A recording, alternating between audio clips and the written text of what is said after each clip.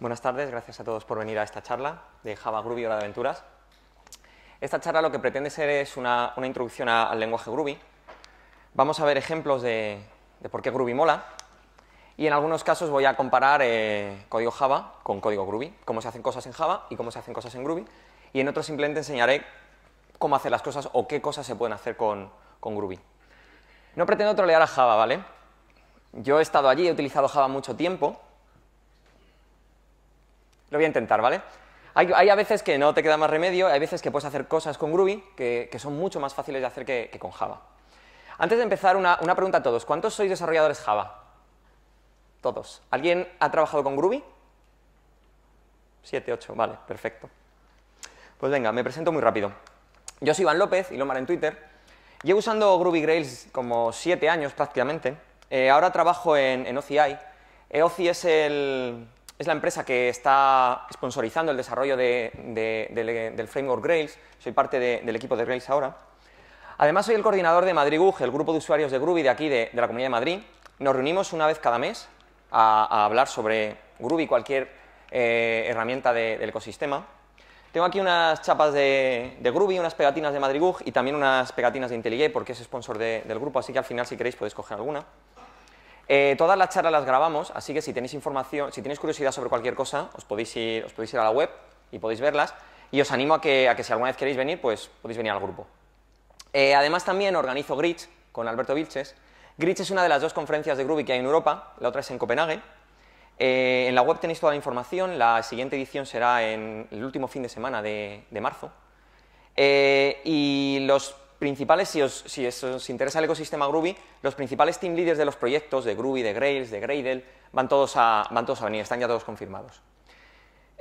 Como digo, tenéis más información en la web. Y además soy speaker, me gusta dar charlas en distintas conferencias. He estado en la Spring One, he estado en Geekon, en Spring I.O., creo que es mi cuarto CodeMotion como speaker aquí. Me gusta hablar principalmente de Groovy y de Grails. Venga, no me enrollo más y empezamos. ¿Qué es Groovy? Groovy realmente, la palabra, en inglés Groovy significa cool, que mola, que está bien, pero realmente no nos dice nada, ¿no? Si nos vamos a la web de Groovy, podemos leer este tochaco, que vamos a ver con detalle. Groovy es un lenguaje dinámico, ¿vale? Es muy poderoso, porque es opcionalmente tipado. Significa que podemos tiparlo, pero que no hace falta, si no queremos, ¿vale? Es opcional, y a veces conviene y a veces no.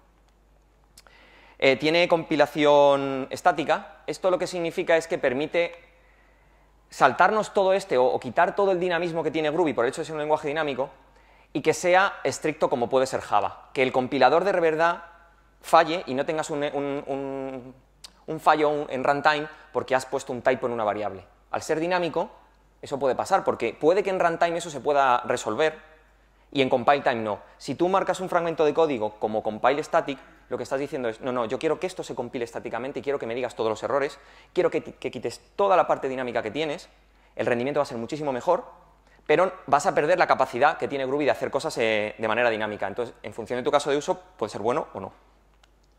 Está pensado para la plataforma Java, es un lenguaje más de la JVM. La ventaja que tiene es que, con respecto a otros lenguajes de la JVM, es que podéis utilizar cualquier biblioteca Java que tengáis ahora mismo, la ponéis en el class path, le añadís dependencia a vuestro Maven, a vuestro Gradle, y listo. No tenéis que hacer nada, no tenéis que tener una versión especial de esa biblioteca compilada o que tenga soporte para Groovy. La podéis usar tal cual, sin nada. Lo que pretende es multiplicar la productividad de los desarrolladores porque tiene una sintaxis muy concisa, muy clara, es muy fácil de aprender. Hay otros lenguajes, Scala, Clojure, tienen una curva de aprendizaje mucho más complicada. Groovy es muy fácil. Básicamente lo que se suele decir es que si sois programadores Java, sois programadores Groovy, con muy poquito. Como he dicho, se integra sin problema con Java, no tenéis que hacer nada más que añadir esa dependencia al class path. Y os añade a vuestra aplicación muchas características muy chulas. Podéis hacer scripting, podéis hacer DSLs, Domain Specific Languages, tiene una metaprogramación en runtime muy potente, también tiene una metaprogramación en compile time que es todavía mucho más potente y tiene también un poco de aproximación a la programación funcional. No es tan funcional como puede ser Scala, pero tiene una pequeña aproximación, ¿vale? Entonces, a lo mejor, con esta pequeña introducción, ¿no? Pensáis que, bueno, vamos a ver qué es esto de Groovy, a ver si mola. Pero antes de eso, ¿por qué no vamos a usar Java, no? Java, bueno, sois todos desarrolladores Java, lo acabáis de decir, ¿no? Y es verdad, Java es un lenguaje muy sólido, la plataforma es muy buena, se lleva utilizando muchísimos, muchísimos años. La JVM es brutal. Por eso se están construyendo tantos lenguajes sobre la JVM, porque te da muchísimas cosas que no te tienes que hacer tú cuando te haces un lenguaje nuevo. Es conocido, Java lo conocen muchísimos desarrolladores. Es muy extendido y es muy, muy, muy rápido. Y el que diga al contrario miente. A lo mejor Java 1.0 era lento. Ahora ya Java es muy, muy rápido la JVM. Pero Java es verboso y a veces hacer algunas cosas es incómodo, es un coñazo. Y Java 8 ha mejorado mucho todo eso, pero aún así hay ciertos problemas o ciertas soluciones que todavía es eso, tedioso hacer con Java. No complicado, sino simplemente un poco rollo. Y Java no es dinámico, que como digo no es malo, simplemente el hecho de tener un lenguaje dinámico permite que puedas resolver a veces un problema de otra forma distinta, que puede ser mucho más fácil, puede ser el código más claro, puede ser más fácil de mantener a futuro. Y con un lenguaje estático a veces es más difícil, ¿vale? Entonces lo que vamos a hacer ahora es, vamos a hacer Java Groovy. Lo que os voy a enseñar es un ejemplo, ¿vale? Esto es una clase muy sencilla, saludador. Tenéis un atributo privado, saludo, un getter y un setter, un método público que dice hola, recibe un var de nombres y lo que hace es que construye un mensaje, que veis aquí en este método. Básicamente lo que hace es concatena los nombres por una coma, lo devuelve y al final en el main pues seteamos el saludo que queremos usar y los nombres, ¿vale? Entonces lo que voy a hacer es, durante las siguientes slides voy a convertir este código Java a código Groovy. Son unas cuantas slides y durante cada una de ellas el código siempre va a compilar en Groovy, ¿vale? Entonces, el primer paso que tenéis que hacer si queréis convertir este código Java a código Groovy es renombrarlo. En vez de saludador.java, lo ponéis saludador.groovy. Enhorabuena, ya sois todos desarrolladores Groovy. Tal cual, esto compila, ¿eh? Vale, y ahora lo que vamos a ir viendo es cómo hacer una versión más idiomática, no más Groovy de este código. Lo primero que tiene Groovy es que los puntos y comas son opcionales. Los podéis poner, pero no hace falta. Pues los quitamos. Si no hace falta. Más cosas. Public. Los métodos y las clases son públicas por defecto. Como digo, los podéis poner o no los podéis poner. Muchas veces, no siempre, pero mucho código de lo que hacemos es todo público, en general. El API pública que ofrecemos pues tiene que ser público. Entonces, por defecto, no lo tenemos que poner. Si no queremos, recordad que en cada paso, cada una de estas slides va a compilar, siempre, con Groovy. Los getters y setters. Es un coñazo tener que escribir siempre los getters y los setters. Realmente vosotros no los escribís, porque vuestro IDE los escribe por vosotros, ¿verdad?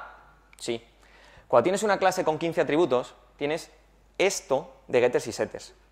Que no hay que escribirlos, perfecto, tú los generas. El problema es cuando en uno de esos getters o esos setters tú estás poniendo algún código para que haga algo concreto. Cuando estás revisando esa clase, vas haciendo scroll con el ratón y ese getter o ese setter que tienes modificado se te va a pasar seguro porque dices, va, getters y setters, haces scroll rápido. Con Groovy no hace falta. Con Groovy los puedes quitar. ¿Veis aquí arriba que ponía private string saludo? Ahora no pone private.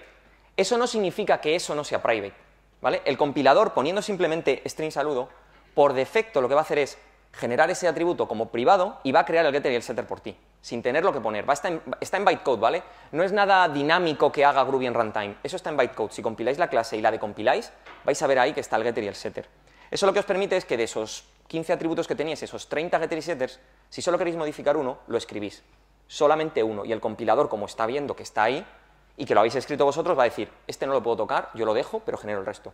De tal forma que cuando estéis viendo la clase, como solo tenéis un getter modificado, no se os va a escapar porque es el único que hay. Más cosas. Set.saludo. O, perdón, set saludo, hola. Esto también, ¿no? Los getters y los setters. Se puede acceder, en vez de así, así. Parece que estamos accediendo igual directamente a saludo. Tampoco estamos accediendo a saludo. Estamos siempre pasando por el getter y por el setter. Es exactamente lo mismo. Es otra forma de escribir el código. En estos casos a lo mejor no se ve muy claro, pero hay veces que cuando haces get algo, punto get algo, punto get algo, escribirlo así queda mucho más limpio el código. Simplemente. Simplemente recordar que está llamando siempre al getter y al setter. El return es opcional. Cualquier método que no devuelva void, la última línea, Groovy siempre va a hacer un return por vosotros. ¿Vale?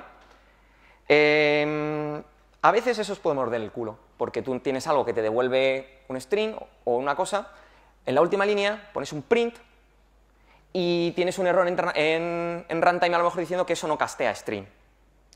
Probablemente con string no os pase porque como todo al final siempre tiene un método toString, pero con otros tipos os puede pasar. Entonces hay que tener cuidado con los return. Yo soy de la opinión de que el return es bueno ponerlo, excepto que sea una línea. Cuando tengáis un método con una línea, pues el return va implícito, ¿vale? En este caso lo vamos a quitar y luego veréis por qué. Más cositas. system.out.println. Esto lo hacemos mucho para depurar. Es un coñazo tenerlo que escribir. También tenemos un atajo. Ponemos println directamente y estamos haciendo lo mismo. Aquí, ¿qué estamos haciendo aquí? Tenemos un delimitador, tenemos un string builder, vamos iterando los nombres, hacemos el append, cambiamos el delimitador. Realmente es un código sencillo, pero la podemos cagar. Lo que tiene Groovy es que tiene una API de colecciones muy potente. Coge los tipos básicos de Java, de colecciones, de listas y de mapas, y los amplía con muchísimos métodos. Entonces, realmente aquí lo que nosotros queremos hacer es algo como esto. Queremos coger los nombres y lo queremos unir con una coma. Perfecto, pues lo ponemos, eso existe. ¿Vale? Con un varargs o con una lista. Más cositas, interpolación de strings, los llamados gstrings. Esto también es muy común. Ponemos una variable, comillas, un espacio en blanco, un dos puntos, una flecha, comillas, otra variable. En este ejemplo es muy fácil, luego vamos a ver uno que se quede mucho más claro. A veces no, nunca aciertas si no sabes dónde tienes que dejar el espacio y demás. Eso se puede escribir así. Dentro de las comillas podemos interpolar variables. La podemos poner entre llaves o directamente así, cualquiera de las dos. Y eso se va a sustituir por el valor de las variables. Bueno, refactor, como es una línea, ahora ya sí, lo dejamos en una línea, ya no hace falta return. Tipado opcional, ¿vale? Aquí siempre está la controversia. Podemos poner los tipos como en Java, pero no es necesario si no queremos. Tenemos def. Def es como el cajón desastre. Mi recomendación, cuando empiezas con Groovy, mola mucho porque dices, buah, pongo def en todos los sitios, esto es súper cómodo, no tengo que pensar. Error. Dentro de 3 meses, tu proyecto no hay quien lo toque, no lo mantienes. Es un infierno porque el IDE no te ayuda, porque va a haber def en todos los sitios. Vas a buscar algo y vas a morir. Está muy bien poner un método A, B, C. Dentro de 3 meses no sabes qué es eso. Así que mi recomendación es, las asignaturas de vuestros métodos, como en Java. ¿Está muy guay no ponerlo? Como en Java. Dentro de 3 meses os lo agradeceréis a vuestro yo del pasado por haberlo hecho bien. Y vuestro IDE os ayudará también en refactors y al buscar código. Named constructors. Esto también es otro patrón muy común. Inicializamos un objeto, hacemos un new y empezamos a llamar a un montón de setters para inicializar algo, ¿vale? Esto se puede hacer así. Groovy por defecto tiene un constructor mapa, ¿vale? Esto es un mapa, realmente. Clave saludo y valor hola. Aquí solo hay uno. Si hubiera 7, pues le pones una coma y pones el resto. Lo que está haciendo por debajo es lo mismo que teníais. Él llama al constructor y luego llama a los setters. Pero así puede quedar más conciso. Y aquí funciona saludo porque está definido aquí arriba, ¿vale? Es exactamente lo mismo. Como veis, la clave del mapa no hace falta ni ponerla entre comillas. ¿Qué más cosas? Los paréntesis. Los paréntesis son opcionales hasta que no lo son. En el 95% de los casos los paréntesis son opcionales. Y no pasa nada, los puedes quitar. Cuando empiezas a programar en Groovy, te vas acostumbrando, a veces los pones, a veces los quitas. Yo hay casos en los que nunca los quito, aunque esté claro, pero por ejemplo yo los printline nunca pongo un paréntesis. Siempre lo obvio, porque queda muy claro. En otras veces, para construir un DSL, quitar paréntesis también hace que todo quede como más natural, ¿no? Un lenguaje mucho más fluido que poniendo paréntesis. ¿Qué más cosas podemos hacer? Main, el punto de entrada de cualquier programa Java. Public void main, public static void main. En Groovy no hace falta. Si veis la clase, bueno, ahora mismo termina aquí la clase. Lo que podemos hacer es esto. La clase termina aquí y esto está fuera. Groovy sabe que ese va a ser el punto de entrada de en este caso de este script, y esto lo va a operar en un main por vosotros. No tenéis que ponerlo, no hace falta. ¿Vale? Más cositas, ya estamos terminando. Refactor, ¿por qué? Pues estamos llamando a un método que devuelve una línea, que lo guardamos en una variable y lo imprimimos. Bueno, pues vamos a quitarlo todo y lo ponemos ahí arriba. Total, sigue siendo una línea, ¿no? Y vamos a limpiar todo esto. Esta es la versión más groovy, digamos, la más idiomática del código Java que visteis hace 15 slides, ¿vale? Yo creo que se entiende muy bien. Tienes una variable, tienes un método, los nombres los concatenas, los imprimes y aquí le pasas todo, ¿vale? Esta es la comparación. En Java teníamos 32 líneas, en Groovy tenemos 10 y en Java teníamos 900 caracteres y en Groovy son 231, ¿vale? Esto no quiere decir que tengáis que elegir un lenguaje porque escribís menos líneas con él, ¿vale? Seguro que muchísima gente puede escribir un one-liner en Perl que haga más que esto. Pero como seguro que sabéis, Perl es un lenguaje de write only. Tú lo escribes, pero luego ya no hay quien mantenga ese código en general, ¿vale?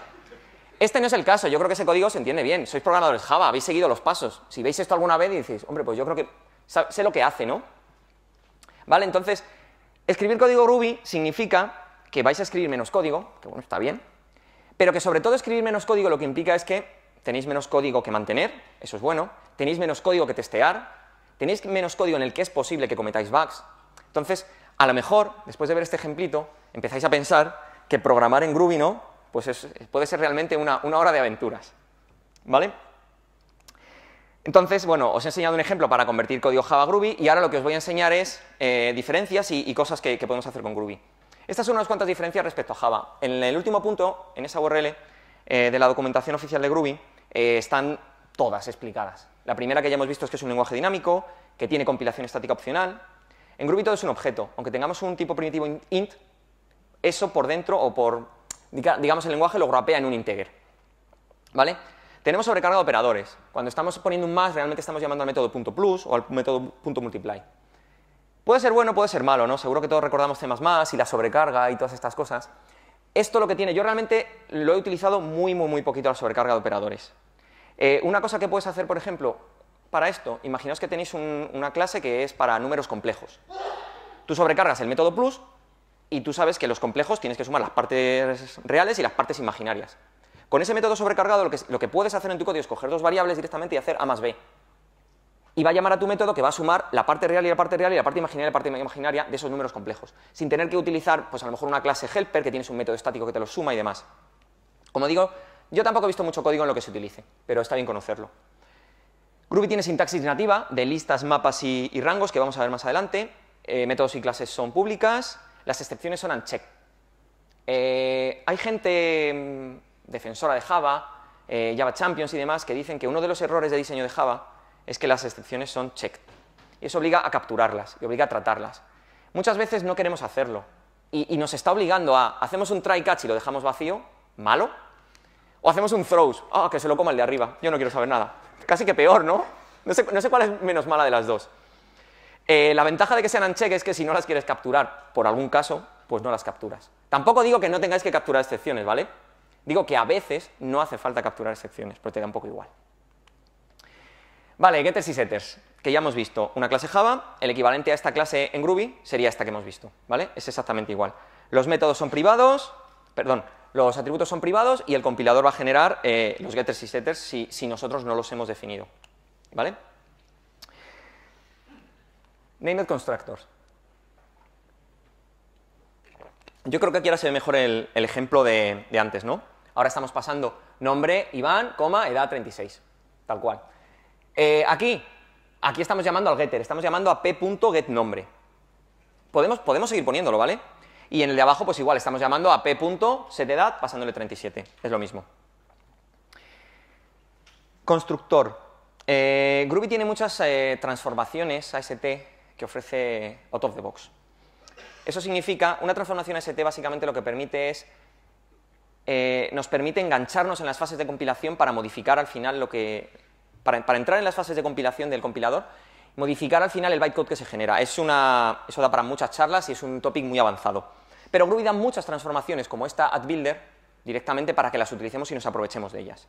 Con esta lo que podemos hacer es lo que veis aquí abajo. Es muy común, estamos en el año 2016, tener APIs y tener métodos, ¿no? En nuestra API pública de nuestro código, que sean así como estos chain APIs, ¿no? APIs encadenadas, que tú vas llamando punto algo, y al final haces un build o un punto get y construyes el objeto o devuelves lo que sea. Con esa simplemente anotación builder podemos construir este código. Esta anotación nos va a añadir un método estático builder en el que podemos llamar así. Además, esta anotación tiene muchísimas formas de personalizarse. Puedes decidir que algunos campos quieres que incluya, que otros no. Quieres decir que se puedan llamar setNombre, puedes poner tu propia estrategia de generación. Es una anotación muy potente. Y permite construir esto así, y para algunos ejemplos o para algunos casos de uso, el código queda mucho más limpio haciendo así que haciendo news. Vale, strings y string como hemos visto. Aquí yo creo que se ve mucho mejor, porque aquí ya sabes que la coma, tienes el espacio, al final tú lo que haces es escribir una cadena de texto tal cual y tus variables las pones así, entre llaves. En este caso no haría falta entre llaves porque son simplemente variables. Cuando ponéis user.name sí que tenéis que poner las llaves, ¿vale? Y otra cosa que tiene Groovy, que están hablando que a ver si la incluyen en Java, yo creo que ya para Java 9, aunque se haya vuelto a retrasar, no van a llegar, a ver si para Java 10, son los multiline strings. Abréis 3 comillas y podéis poner lo que queráis, con saltos de línea, no tenéis que cerrar las comillas, poner un salto de línea, poner un más, ir a la línea de abajo y demás. Con 3 comillas eso va todo en múltiples líneas, ¿vale? System.out.println 2.00 -1,1. ¿Alguien sabría decirme cuánto da eso cuando lo ejecutemos? Mejor dicho, ¿cuánto debería dar esto? Es trampa. Esto da 0,899999. Es un poco... ¿Vale? 3 entre 2. ¿Cuánto da esto? Sí, exacto, esto da 1. Y es otra vez como, ¿por qué da 1? ¿Vale? En Groovy eso no pasa, porque Groovy utiliza Big Decimal por defecto. Entonces, el primer caso da 0,9, como todo el mundo esperaría, y el segundo da 1,5. ¿Por qué Java no daba igual? Porque en el primer ejemplo lo que hace es operación en coma flotante, entonces la coma flotante todos sabemos lo que pasa, y te pasan esas cosas, por eso cuando vais a hacer facturas no podéis usar coma flotante, porque entonces la vais a cargar con los decimales. Y en el segundo caso estaba haciendo una división entera. Es 1,5, pero como trunca entero, se queda con el 1. El hecho de usar Big Decimal por defecto tiene ventajas e inconvenientes. Ventaja, que las cosas en teoría dan lo que tú esperas que den. Otra ventaja, si conocéis el API de Big Decimal, sabéis que es un poco engorroso. New Big Decimal 2, punto, minus, New Big Decimal 1,1 y demás. ¿No? No es un API muy amigable. Para un caso así muy sencillo, vale, pero imaginaos una operación más compleja, ese código es complicado de leer. Con esto es un código más matemático normal, más menos multiplicas y queda muy sencillo. Inconveniente de Big Decimal por defecto, el rendimiento. Big Decimal no es un float, no es un double, son clases, tiene más overhead. Si no queréis utilizar Big Decimal por defecto, a eso le ponéis una F, le ponéis una D y ya lo convertís, como hacéis en Java, a double o a float o a lo que queráis hacer, ¿vale? Pero para muchos casos, esto mola más porque no tienes que... da lo que tú esperas y no tienes que hacer muchas más cosas. El equals y el igual. Cuando queremos comprobar, por ejemplo, que el estado se ha completado, tenemos que hacer algo parecido a eso. Tenemos que tener en cuenta que estado no sea null, porque si no tenemos un null pointer, y tenemos que usar el método equals, porque claro, en Java resulta que si pongo el igual, lo que estoy comparando son las posiciones de memoria en lugar del valor. Cosa que no tiene mucho sentido porque tú realmente, no sé, a lo mejor alguno levanta y me dice, no, es que a mí me ha pasado que yo quiero comparar en la posición de memoria. Yo realmente quiero comprobar los valores de las cosas y quiero saber si dos cosas son iguales, no sé, en el 99% de los casos. Entonces, a mí lo que me gusta es escribir algo así, que el estado sea el que yo quiero. Aquí no tengo null pointer, porque si estado es null, pues null no va a ser igual a completado, y no tengo que pensar que si estoy comparando la posición de memoria. No, yo es que quiero comparar el valor, que es lo que siempre solemos hacer. ¿Vale? Como veis, el código queda mucho más conciso. Con listas, tenemos la sintaxis esta entre corchetes, ponemos los valores. A la izquierda he puesto def, podría haber puesto list de, en este caso, string, y la implementación por defecto que tiene Groovy es un ArrayList. Podéis cambiarla, si queréis otra implementación que no sea ArrayList, ponéis al final as y el nuevo tipo, y directamente os va a generar esa implementación de listas. Y las listas, como he dicho, tienen una API muy completa para hacer muchísimas cosas. Podemos, por ejemplo, bueno, el método, aquí en esa línea, lo que estamos haciendo con el operador left shift es estar llamando a la ADD. Es exactamente lo mismo. Este es uno de esos operadores que están sobrecargados. No pasa nada porque escribáis list.add, está bien, pero a veces ves ese código y a veces queda mucho más limpio escribirlo así. Y nada, lo añades y compruebas, pues obviamente que D sigue estando en la lista. Y como digo, tiene muchos métodos y muchas cosas que aumentan las colecciones. Ahora desde Java 8 tenemos el API de streams y tenemos muchas cosas que son parecidas. Luego veremos un ejemplo. Hasta Java 8, o mejor dicho, hasta Java 7 hacia atrás, no podías hacer muchas. Era muy engorroso hacer cosas con listas porque las tenías que recorrer, tenías que crear variables intermedias. Con el método collect lo que estamos haciendo es crear una nueva lista del mismo tamaño y a cada elemento le estamos aplicando esa closure que está ahí. En este caso, convertir el valor a mayúsculas, por eso al final tenemos A, B, C y D en mayúsculas. Y con mapas es parecido parecido a lo de antes, ¿no? Tenemos, igual es el corchete, pero separamos clave, dos puntos, valor. La clave es nombre, el valor es Iván y la otra clave y otro valor, edad 36. Y por defecto la implementación es hashmap. Si queremos, la podemos cambiar. ¿Cómo accedemos a las claves? De las tres formas que veis ahí. La más groovy es la primera, map.nombre, tal cual. Pero podemos usar esta, ¿no? Más común en Java. Y la siguiente igual, entre corchetes. Depende del caso, si pasáis una variable, probablemente esta o esta sustituyendo la variable queda mucho más limpia que ponerlo aquí. Y para meter un campo dentro, podríamos llamar al put que tenemos en Java, o podemos usar directamente map.hijas, y con eso estamos haciendo el put de ese campo o de esa clave con los valores que pongamos a continuación, ¿vale? Los rangos en Groovy llevan, yo creo que desde el principio casi de los tiempos. En Java 8 ya por fin hay rangos, ya era hora. Y aquí, bueno, sí, yo creo que se entiende muy fácilmente. Estamos creando un rango de la A a la Z y comprobamos pues, que la I está dentro y que en este caso el último elemento también está incluido en el rango, ¿vale? Este es un rango cerrado. Si queremos hacer un rango abierto por la derecha, lo que hacemos es esto. Ponemos al final el símbolo este menor y con esto lo que estamos creando es un rango del 1 al 9. El último elemento no está incluido en el rango. Y otra cosa que podemos hacer es crear rangos, pues, invertirlos. Podemos crearlos al revés. Podemos hacerlos de 10 a 1. Y una forma que podemos usar para indexar rangos o para indexar listas es usar los corchetes, la posición. Entonces esto cogería la 0, y si queremos ir a la última podemos poner un -1 o un -2 para ir a la anterior. No hace falta hacer el get de la lista del size -1 para ir al último, que siempre fallas, pero le tengo que sumar 1, se lo tengo que restar. Y al final, yo nunca acierto la primera. Con esto pones el -1 y sabes que es el último, no fallas. Power Asserts. Esto es una cosa que se hizo en Spock, el framework de testing basado en Groovy, que moló tanto que la metieron en el core de Groovy. Básicamente un Power Assert lo que es hacer un assert normal, pero cuando falla, y esto va a fallar porque esas dos operaciones sabéis que son iguales, tenemos en el output algo parecido a esto. Bueno, algo parecido no, tenemos esto. Tenemos todo lo que vale cada variable y cada paso y cada operación de ese output. Este ejemplo es más sencillo. Si tenemos imaginaos una estructura de datos con un usuario, con el nombre, cogemos algo, ¿no? Vamos encadenando distintas llamadas, vamos a ir viendo todos los pasos de cada variable. Como digo, se desarrolló en Spock porque cuando falla un test, está guay saber por qué ha fallado y ver todos los pasos intermedios. No tienes que depurar un test, no tienes que poner print lines en todo el sitio para ver qué valor tiene cada variable. Directamente en el fallo del test ya tienes el resultado y dices, ah, vale, claro, es que son iguales. 45 es igual a 45, me he confundido. La Groovy Truth. Esto es muy importante en Groovy, significa qué cosas son verdad y qué cosas son true y qué cosas son false. Todo esto que veis aquí arriba, null, una cadena de texto vacía, una lista vacía, un mapa vacío y el número 0, todo eso es falso.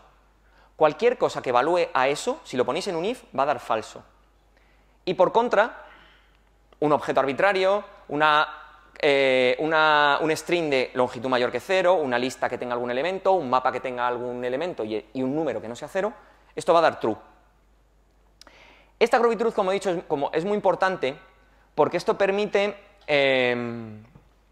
que nuestro código se simplifique muchísimo en muchos casos. Y este es un ejemplo de ellos, que además vamos a ver dos cosas juntas. Aquí tenemos el operador ternario, ¿no? Y tenemos que escribir algo parecido a esto. Primero tenemos que protegernos del null. Entonces, sin nombres no es nulo. Y además que la longitud de esa lista, no imaginaos que vais a base de datos, obtenéis una lista de algo y queréis devolver algo. Si el nombre no es nulo y la longitud es mayor que 0, lo que hago es devolver nombres. Y si no, devuelvo una lista vacía. ¿Qué ocurre? Que en Groovy este código se escribe así. ¿Por qué pongo aquí solo nombres? Porque si nombres es nulo, esto ya va a dar nulo, por la Groovy Truth que hemos visto en el slide anterior. Y si esa lista de nombres, su longitud también es 0, también va a dar nulo. Por tanto, no tengo que evaluarlo así, directamente pongo nombres. En el caso de este operador, ¿qué devuelvo cuando esto es true? Según la Groovy Truth, es decir, es una lista que no es nula y que tiene algún elemento, la propia lista, y si no, la lista vacía. Cuando estos dos variables son iguales, lo que hacemos es que la quitamos. Y esto se escribe así, ¿vale? Esta la estamos quitando, y aquí, si giráis la cabeza, ¿no? ¿Veis por qué se llama operador Elvis? Este código, probablemente, si os pongo este código al principio, no sabéis qué es. Pero una vez que lo entiendes, fijaos cómo simplifica mucho el código, porque no tienes que preocuparte de comprobar esos nulos, ¿no? Que es otra cosa que hacemos muchísimo, que es protegernos haciendo algo parecido a esto. Si la orden no es nula, pues cogemos los clientes o el cliente. Y si el cliente no es nulo, cogemos la dirección. Y si la dirección no es nula, cogemos el no sé qué. Y así, y ponemos aquí una cascada de ifs o un if muy grande con 17 casos con ampersands. No nos queda más remedio, tenemos null pointers y nos tenemos que proteger, ¿vale? Este código en Groovy se escribe así, ¿vale? Y aquí estamos haciendo dos cosas. La primera es, estamos usando esa forma de llamar a los getters, ¿vale? Yo aquí estoy haciendo getCustomer, pero lo estoy llamando como si fuera la propiedad. Recordad que siempre llamo al getter. Y la segunda es que estamos usando el operador este de navegación segura para ir evaluando las cosas. El operador lo que hace es que si la orden es nula, devuelvo nulo y no evalúo más. Si la orden no es nula, evalúo orden.customer. Si es nulo, devuelvo nulo y si no, sigo evaluando. De tal forma que todos estos if que pongamos aquí, simplemente tenemos que ir añadiendo, si alguno de esos puede ser nulo, añadimos una interrogación y nos despreocupamos. Realmente lo que está generando por debajo el compilador de Groovy es un código parecido al de arriba de Java, porque no le queda más remedio. Al final esto se ejecuta en el JVM y puede ser nulo, y tiene que comprobarlo. Pero para ti eso es transparente porque está en bytecode, ¿no? Entonces, esto mola más, nos simplifica muchísimo nuestro código. Closures. Las closures, ¿cuántos programáis con Java 8? Vale, hay bastante, 30%, 40%. Bastante gente que todavía no usa Java 8. Las closures son parecidas a las lambdas de Java 8, que muchos conocéis. No son semánticamente no son exactamente iguales, ¿vale? Pero son muy parecidas. Básicamente lo que tenemos es una variable que almacena una función. A, B, recibe A y B y los devuelve multiplicados. ¿Cómo los podemos llamar? De esas tres formas que veis ahí. Como una función normal, multiplicador de 2 más 3, perdón, de 2 y 3 y te da un 6. Podemos usar el método .call de las closures, obviamente en este caso no tiene sentido, pero cuando haces ciertas técnicas de metaprogramación y demás, en lo que esto es una variable y hay cosas por ahí, tener un método al que llamar hace que todo sea mucho mejor. Y una de las cosas que tiene este código es que aquí yo no estoy tipando nada, yo solo defino A y B. Eso significa que puedo pasarle cosas como esa, un string y un número. ¿Qué ocurre? Que en Groovy el operador multiplicación está sobrecargado para el string y el número, y lo que hace es lo que veis ahí. Repite n veces el string. Yo solo uso muchísimo para cuando quiero poner un print. Yo pongo print, comillas, asterisco, comillas, por 100. Y eso me imprime una línea de 100 caracteres, sin tener que dejar ahí el botón apretado. Muy cómodo para depurar. O para alguna vez cuando queréis probar, imagináis que estáis probando en algún test, ¿qué pasa si le paso a mi objeto de dominio una cadena de 200 caracteres? ¿Te picas 200 caracteres? Pues no, a lo mejor no te queda más remedio. Con esto pones comillas A por 200 y ya lo tienes. ¿Vale? Como he dicho, también lo podemos tipar, podemos decir que solo sean enteros. Entonces ahora mismo ese método solo va a aceptar enteros. Si lo llamamos de esta forma, va a fallar, porque va a decir que ese método no existe. Y una cosa que aprendí preparando la charla es esta última forma de llamarlo. Con esto lo que estamos pasándole es un varargs, que aunque aquí se llama numbers, no está tipado. Entonces, estas dos son válidas. Si le paso números, los suma. 1 más 2 más 3 da 6. Y si le paso strings, A, B y C, los suma los strings. ¿Cómo se suman strings? Concatenándolos, A, B, C. Igual, si tipáramos esto con números, la última línea no sería válida. Y como he dicho, si hablamos de closures tenemos que hablar de lambdas, ¿vale? Esto es un ejemplo de Java 8, usando el API de strings, muy sencillo. Tenemos tres números, una lista de 1, 2 y 3, hacemos el string, y lo que hacemos es, con el map, multiplicamos los números por 2, nos quedamos con los que sean mayores de 3, y de esos, cogemos el primero. Si no hay ninguno, ejecutamos el overthrow y lanzaremos una excepción, ¿vale? Como he dicho, en Groovy tenemos closures que son muy parecidas a las lambdas, y la regla es que en cualquier código o cualquier biblioteca o cualquier método Java que acepte una lambda, vosotros le podéis pasar una closure, tal cual. ¿Eso qué significa? Que esto lo podéis escribir así. Tenemos la lista, 1, 2 y 3, hacemos el string y hacemos los mismos métodos, map, filter, find first y tal. ¿Qué ocurre? Que en lugar de pasar una lambda pasamos una closure. Recordad lo que os dije al principio, los paréntesis son opcionales. Este método map lleva aquí un paréntesis que yo no he escrito, lo podéis escribir. Ponéis paréntesis y dentro le pasáis la closure. ¿Vale? La única cosa que cambia es esta, porque con la gramática actual de Groovy, el operador este de method reference no está soportado en la gramática. Tenemos exactamente lo mismo con el punto ampersand, ¿vale? En la nueva gramática que están escribiendo para Groovy 3, ya soporta todo esto. Soporta lambdas, es decir, podéis poner ahí una lambda como en Java, paréntesis, paréntesis, flecha, podéis poner method reference, podéis poner básicamente toda la sintaxis de Java 8. JSON Builder. Imaginaros, aquí, ahora lo que os voy a enseñar son cosas que podéis hacer por el hecho de que Groovy es un lenguaje dinámico, que con un lenguaje como Java no es tan fácil. Imaginaos que queréis generar un JSON parecido a ese. Claves, valores, ¿vale? Esto se puede generar en Groovy así. Usamos JSON Builder y como veis, básicamente es una transformación o es una correspondencia 1 a 1. Ese código de la izquierda genera este JSON de la derecha, al final si le llamamos al toPrettyString. ¿Por qué funciona esto? Obviamente, este JSON Builder no tiene un método speaker, ni tiene un método firstName, ni tiene conferencias, no tiene nada. Aquí lo que el builder lo que se está aprovechando es de ese dinamismo de Groovy que nos permite resolver esto en tiempo de ejecución, ¿vale? Este código está aprovechando todo el runtime dinámico que tiene Groovy. Y aquí esto básicamente está todo hardcodeado, pero imaginaos que las etiquetas las estáis leyendo de un properties en función del idioma del usuario y los valores los estáis leyendo de base de datos.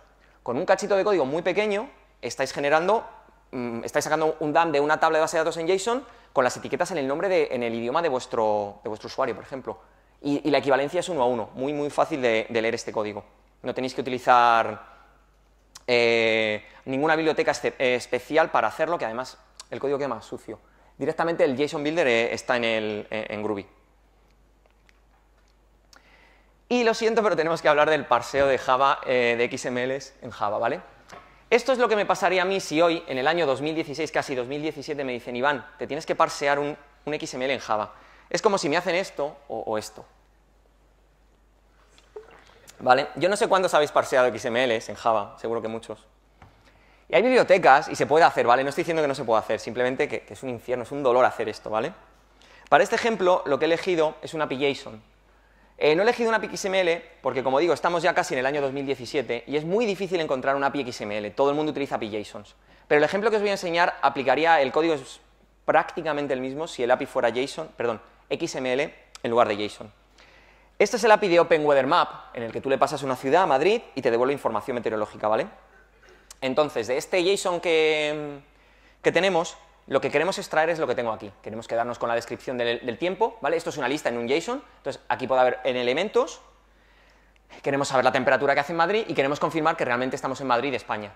Porque a veces pones una ciudad y te sale otro país y dices, ah, pues esta justo no es la que yo estoy buscando, ¿vale? Entonces lo que voy a hacer es, voy a guardar eso ahí arriba para que lo veáis y para tenerlo de referencia para ver cómo podemos extraer de ese JSON esa información.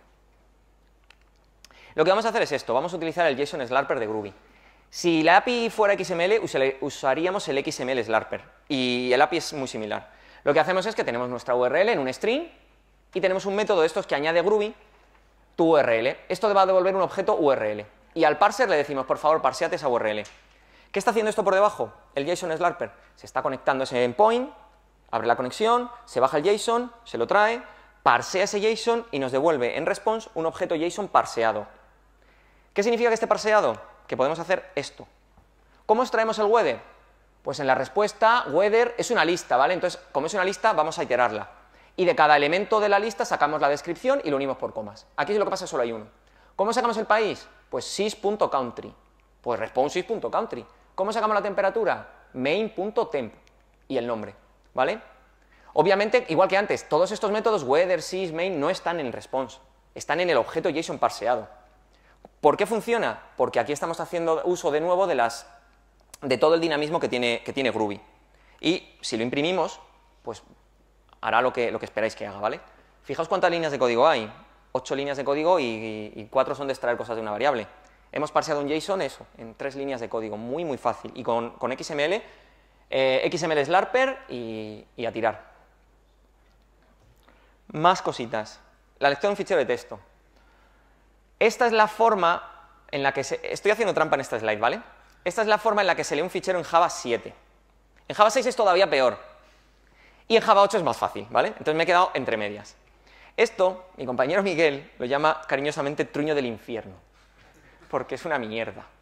Nadie se acuerda cómo se lee un fichero. Siempre te tienes que ir a Stack Overflow para ver cómo leer un fichero de texto. Porque yo lo único que quiero es leer el fichero foo e imprimirlo por pantalla, ¿vale? A ver, si algunos os acordáis de esto, hostia, enhorabuena.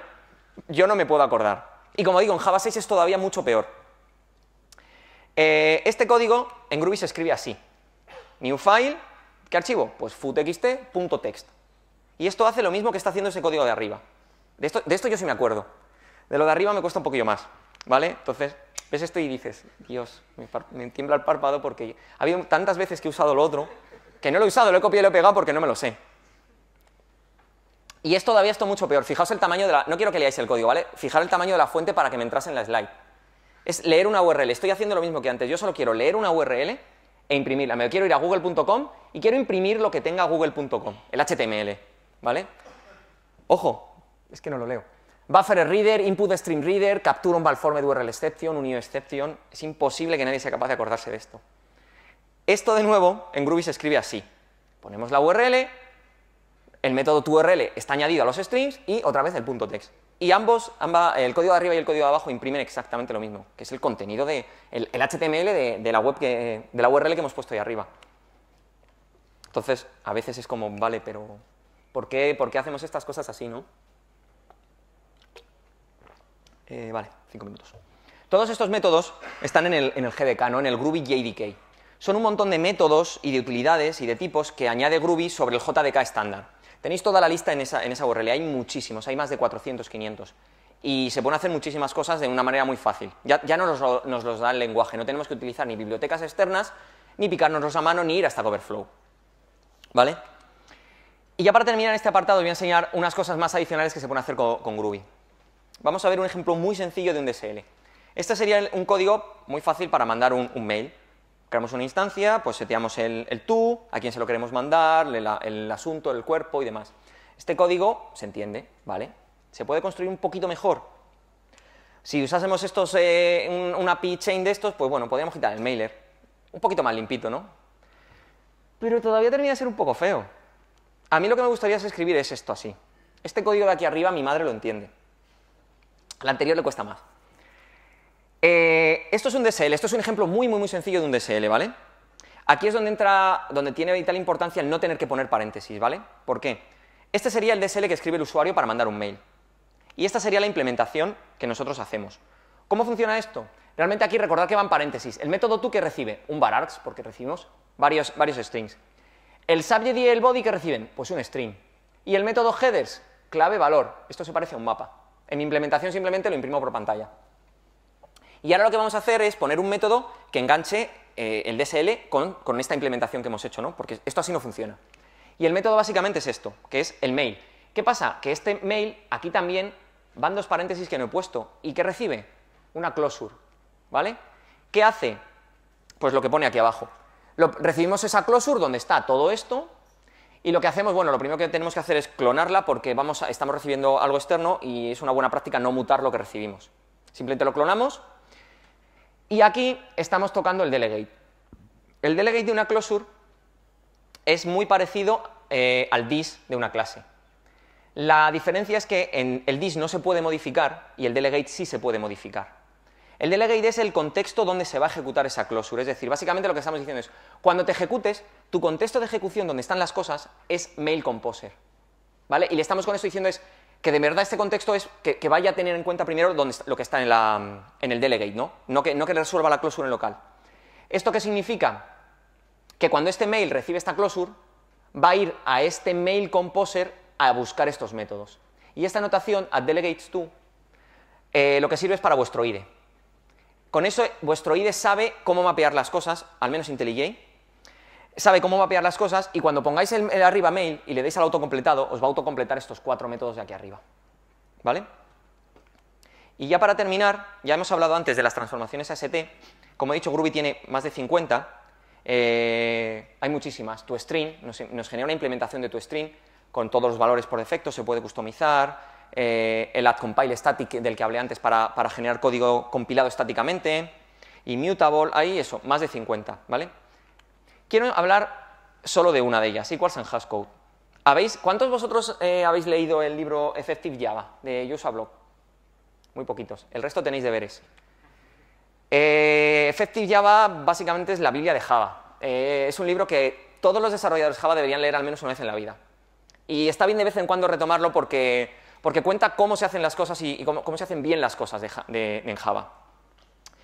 Si lo habéis leído, y si no cuando lo leáis, podéis ver que en ese libro se explica cómo se implementa bien el método equals y el método hashcode.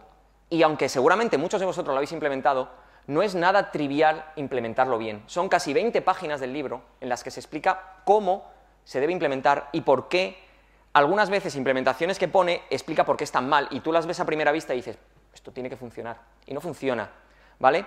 Porque equals tiene que cumplir muchas propiedades, tiene que ser reflexivo, tiene que ser simétrico, no puede ser nulo. Siempre que implementas equals tienes que implementar hashcode, tienes que implementarlo con los mismos campos. Por eso esta notación se llama equals and hashcode, y no tienes una equals y una hashcode, tienes que implementar las dos, ¿vale? Si alguna vez lo habéis implementado, y no quiero que le prestéis atención al código, puede quedar un churro como ese, o peor.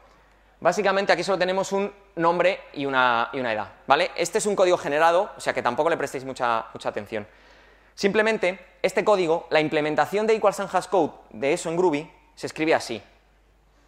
Add groovy.transform.equals and hashcode.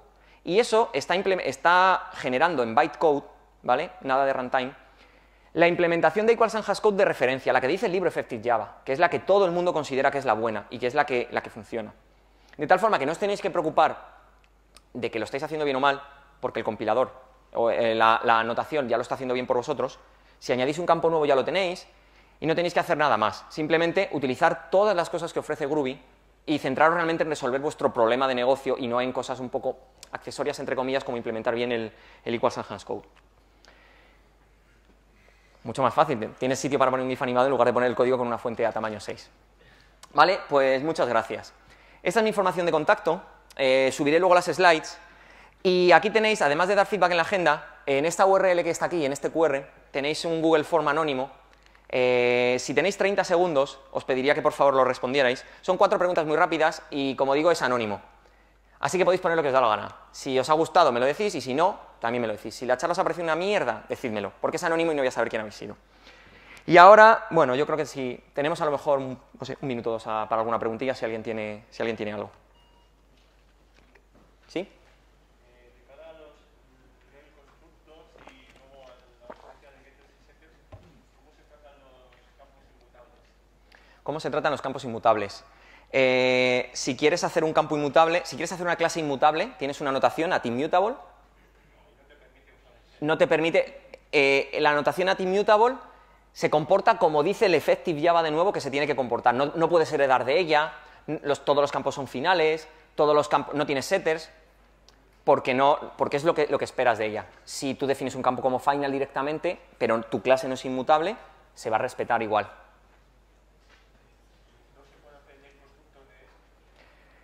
No se puede hacer... No, porque por debajo estás llamando al set.